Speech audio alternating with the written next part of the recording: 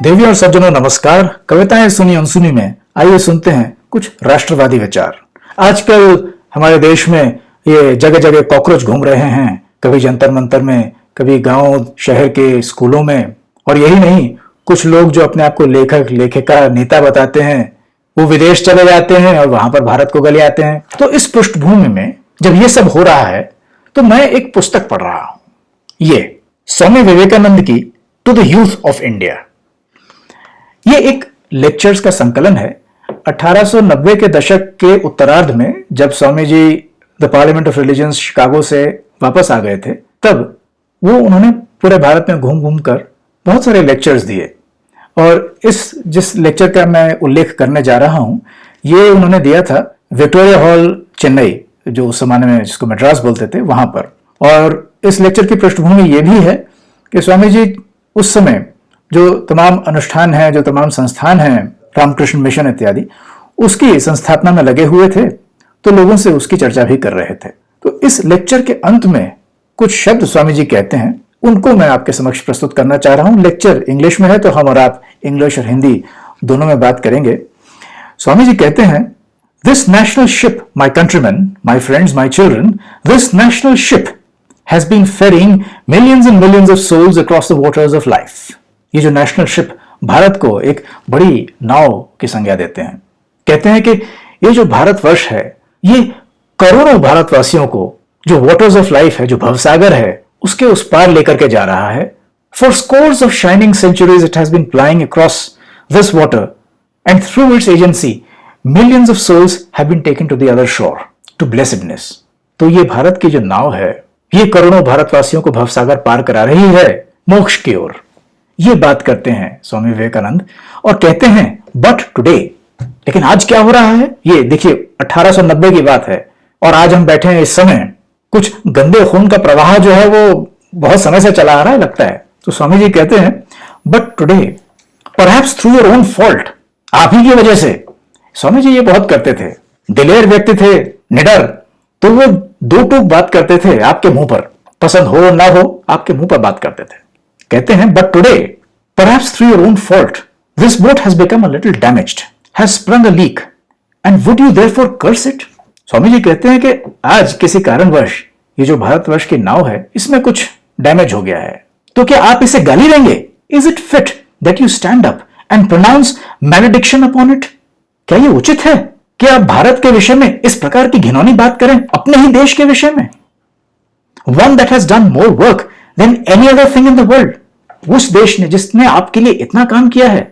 इसके बाद आह्वान करते हैं वो कि let us go and stop the holes, या आइए उठ करके हम जो मरम्मत करनी है भारतवर्ष की वो करें, लेकिन से नॉट वन हार्श वर्ड, पर बिना गलियाए हुए भारत के विरुद्ध कुछ मत कहिए। हमारे समाज में कुछ अनियमितताएं, विसंगतियां आ गई हैं, तो आइए इसे ठीक करते हैं।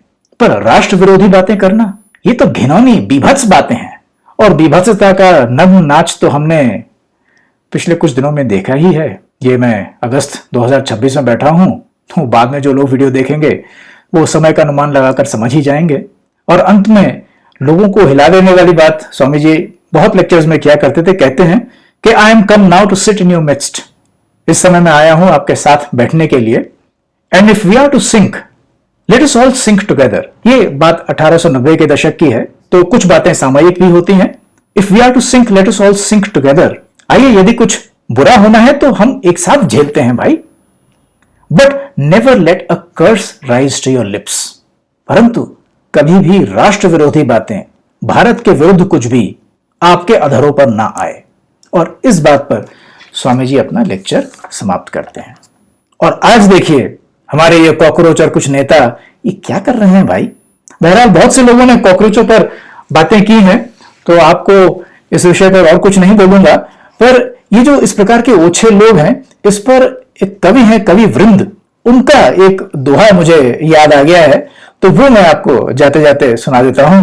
दोहा है, ओछे नर की प्रीत की दीनी रीत बताए, ओछे नर की प्रीत की दीनी रीत बताए, जैसे छीलर ताल जल घटत घटत घट जाए।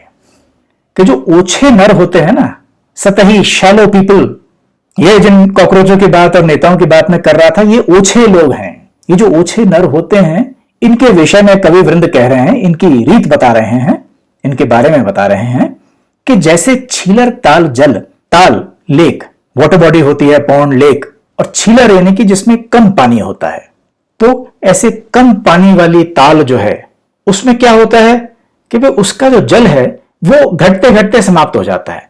जो गहरी ताल है उसमें तो जल रहता है, लेकिन जो बिल्कुल उथली है उसका जल बहुत जल्दी समाप्त हो जाता है। तो जो ओछे लोग हैं वो इसी प्रकार समाप्त हो जाते हैं, उनका ओछापन सामने आ जाता है। हम और आप जैसे लोग ये तुरंत समझ जाते हैं कि ये किस प्रकार के लोग हैं, ओछे लोग, और इनकी जो भी टेम्पररी पकड़ होती है ये धीरे धीरे करके समाप्त हो जाती है। परंतु एक बात ध्यान रखिए कि इस उथले जल को भी घट घट करके समाप्त करने के लिए सूर्य की प्रखरता, प्रकृति की 10 फोर्सेस की आवश्यकता होती है। वो प्रखरता आप में और मुझ में होनी चाहिए। प्रकृति की वो फोर्सेस, वो हम और आप का ही पुरुषार्थ है। हम वो पुरुषार्थ यदि नहीं लगाएंगे तो इन कॉकरोचों को, इन राष्ट्र विरोधी तत्वों को समाप्त नहीं कर पाएंगे। तो आइए एकजुट होइए मां भारती के सम्मान के लिए, मां भारती के उत्थान के लिए भारतवर्ष का यशगान कीजिए। जय हिंद, जय भारत, वंदे मातरम।